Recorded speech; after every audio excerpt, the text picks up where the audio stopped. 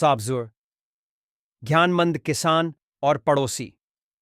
एक छोटे से गांव में राज नामक एक किसान रहता था, जिसका एक पड़ोसी था जो उसे लगातार आलोचना करता रहता था। चाहे राज्य कितनी मेहनत करता, उसका पड़ोसी किसी न किसी बात पर उसे दोषी ठहराता, चाहे वह उसकी फसल हो, उसके जानवर हों या यहां तक कि उसका परिवार भी। इस लगातार नकारात्मकता ने राज को परेशान और निराश कर दिया था। एक दिन राज ने गांव के बुजुर्ग से सलाह लेने का निर्णय लिया। बुजुर्ग ने ध्यान से उसकी बात सुनी और उसे सड़ी हुई सेबों से भरा एक टोकरा दिया। गांव में चलकर उस व्यक्ति को एक सेब दे दो जो तुम्हारी आलोचना या निंदा करता है, बुजुर्ग ने कहा।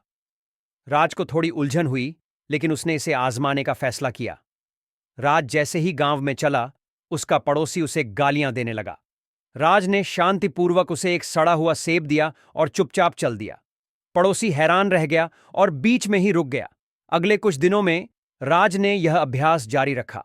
हर बार जब उसका पड़ोसी उसे आलोचना करता, राज उसे बिना कुछ कहे एक सड़ा हुआ सेब दे देता। अंत में पड़ोसी ने अपनी आलोचनाएं बंद कर दीं। वह राज के पास आया और पूछा, तुम मुझे ये सड़े हुए सेब क्यों दे रहे हो? राज मुस्कुराते हुए जवाब दिया, मैं वही दे रहा हूं जो तुम मुझे दे रहे हो, नकारात्मकता। लेकिन अब मुझे एहसास हुआ है कि मुझे इसे रखना नहीं चाहिए। तुम इसे वापस ले सकते हो। पड़ोसी चौंक गया। उसे अपनी नकारात्मकता का एहसास हुआ और उसने माफी मांगी।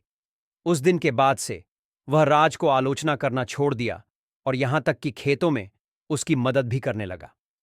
कहानी से शिक्षा: दूसरों की नकारात्मकता से अपनी ऊर्जा को प्रभावित मत होने दो। शांति और समझदारी से प्रतिक्रिया दो, और कभी-कभी इससे वे खुद अपनी गलतियां समझ सकते हैं। यह कहानी हमें यह सिखाती है कि हम दूसरों